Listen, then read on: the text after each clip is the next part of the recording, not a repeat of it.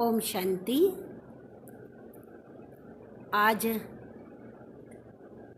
मनुष्य सृष्टि की तुलना कल्प वृक्ष से की गई है। आज हम जानेंगे कि मनुष्य सृष्टि कैसे एक वृक्ष के समान है।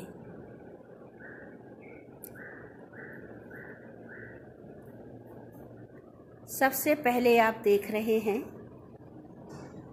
इस चित्र में जैसे पुराने वृक्ष से नए वृक्ष की कलम लगाई जा रही है,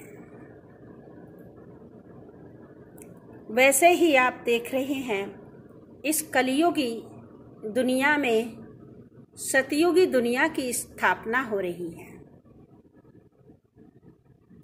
जैसे कोई भी वृक्ष की जड़ मिट्टी के अंदर होती है, ऊपर हरा भरा वृक्ष दिखाई देता है, उसी प्रकार से इन देवी देवताओं ने यह राज्य कैसे लिया, ये इतने गुणवान कैसे बने, बनने का जो समय है तो वो समय कहीं नहीं दिखाया गया। यहाँ आप देख रहे हैं क्योंकि ये इन्होंने कलयुग के अंत में परम पिता परमात्मा से एजुकेशन लेकर, शिक्षा लेकर ऐसे गुण, ऐसे नियम संयम, ऐसे संस्कार धारण किए हैं जो ये निर्विकारी देवता सर्वगुण संपन्न, 16 कला संपूर्ण, संपूर्ण निर्विकारी, मर्यादा पुरुषोत्तम, अहिंसा परमो देवी देवता धर्म वाले कहलाए। ये डबल अहिंसक देवी देवता है।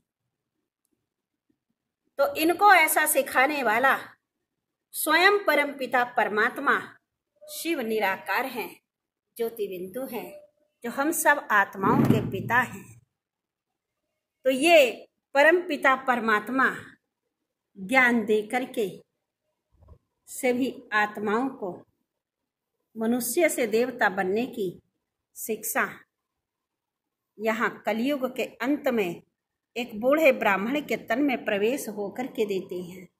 और जो इस ज्ञान को सुनता है और परमात्मा पिता को पहचान लेता है तो पहचान करके अपने जीवन में विकारों को छोड़ देता है और दैवीय गुणों को धारण कर लेता है। ऐसे जब ये देवता स्वरूप बन जाते हैं तो कलयुगी सृष्टि का विनाश हो जाता है और सभी आत्माएं ऊपर चली जाती हैं और पुनः इस धरती पर आती हैं।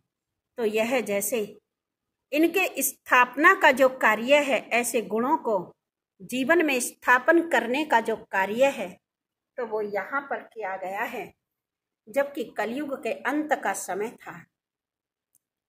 और फिर जैसे कोई भी बीज धरती से कलेवर छोड़कर बाहर निकलती है, उसी प्रकार से यह आत्माएं कलयुगी शरीर छोड़कर के जब पुनः दूसरा जन्म लेती हैं तो ये जन्म से ही देवी और देवताएं होते हैं। ये जो दिखाया है, तो ये जो तना देख रहे हैं इस पूरे वृक्ष का, ये सनातन धर्म का तना स्वरूप दिखाया है।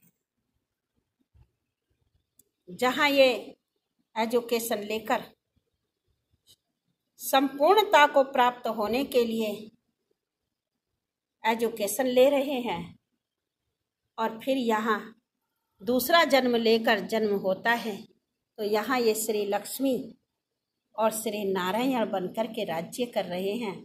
और इनके साथ में अन्य देवी देवताएं वो हैं जो यहाँ संगम युग पर ब्रह्मा और सरस्वती माँ जी के साथ में अन्य ब्राह्मण वत्स यह शिक्षा प्रजापिता ब्रह्मा कुमारी ईश्वरीय विश्वविद्यालय में ले रहे हैं।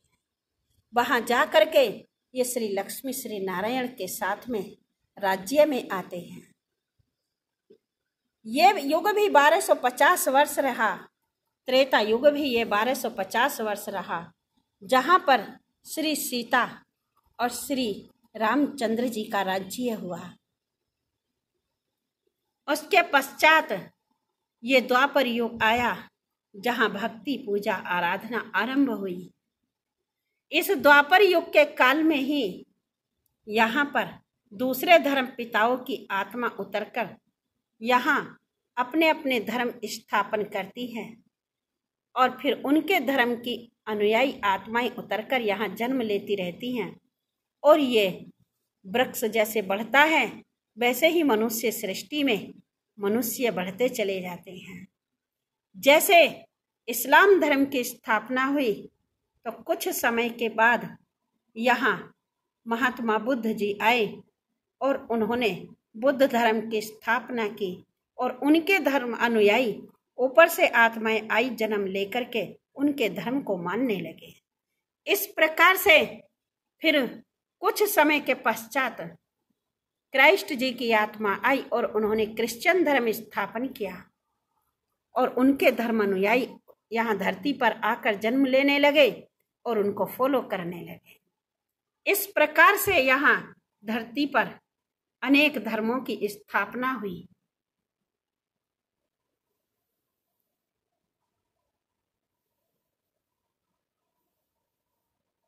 और ये बढ़ता ही चला गया। ये मनुष्य सृष्टि का जो वृक्ष है ये बढ़ता ही चला गया और ये सब संसार एक पूरे वृक्ष के समान पूर्णता को प्राप्त हुआ। और जब यहाँ सभी आत्माएं आ गई तो अंत में सभी आत्माओं के अंदर विकार आ गए। विकार आ जाने के कारण कलयुग में कलह कलेश हो गया और यहाँ लास्ट में सबके अंदर विकार आने के कारण ये काली काली जो शाखाएं आप देख रहे हैं ये कलयुग तमो प्रधान हो गया विकार बुराइयों के आने से। ये इस पेड़ में काली काली डालियां दिखाई हैं। यहाँ कलह कलेश का युग हो गया। तब यहाँ लास्ट में परमपिता परमात्मा शिव निराकार परमधाम से उतरते हैं और वो परमधाम से आकर के मनुष्य सृष्टि पर फिर से इस वृक्ष के नया वृक्ष अर्थात नई दुनिया की स्थापना के लिए धरती पर आकर सत्य ज्ञान देते हैं। तो यह लास्ट में जिस बूढ़े ब्राह्मण का तन का आधार लेते हैं उनका नाम प्रजापिता ब्रह्मा रखते हैं। ये साकार ब्रह्मा और यहाँ मनुष्य को देवता बनने के लिए उन्हें लक्ष्य देते हैं कि तुम्हें श्री कृष्णपुरी में जाना है। श्री कृष्ण जैसा राजकुमार यहाँ आने वाले समय में जन्म लेगा तो उनकी दुनिया में जाने के लिए उनके जैसे गुण और आचरण अपनाने हैं। तो ये सतयुग का फर्स्ट प्रिंस राजकुमार बनना है। तो जीवन में कमल फूल के समान पवित्र बनना है। तो यह कमल फूल के समान निर्विकारी देवता बनने का पुरुषार्थ यहाँ होता है। जब ये समय पूरा होता है तो ये समय ऐसा है जो संगम युग कहलाता है। जैसे पुराने वृक्ष से नए वृक्ष की कलम लगाई जाती है ऐसे ही पुरानी दुनिया में ही कलयुगी दुनिया की स्थापना होती है। ये जो हिस्सा है ये नई दुनिया की जड़ का हिस्सा स्थान दिखाया है। ये जैसे वृक्ष की कलम लग रही है, पुराने वृक्ष से नए वृक्ष की कलम लग रही है। ये सतयुग का जो समय है तो ये यहाँ पर दिखाया है, ऊपर में दिखाया है। जब ये स्थापना का कार्य पूरा हो जाता है तो उसके पश्चात यह कलयुगी पतित दुनिया का विनाश होता है। ये आत्माएं विनाश के पश्चात सभी आत्माएं ऊपर जा रही हैं। कहते हैं 2 बिल्ले आपस में लड़े और माखन तीसरे को मिल गया।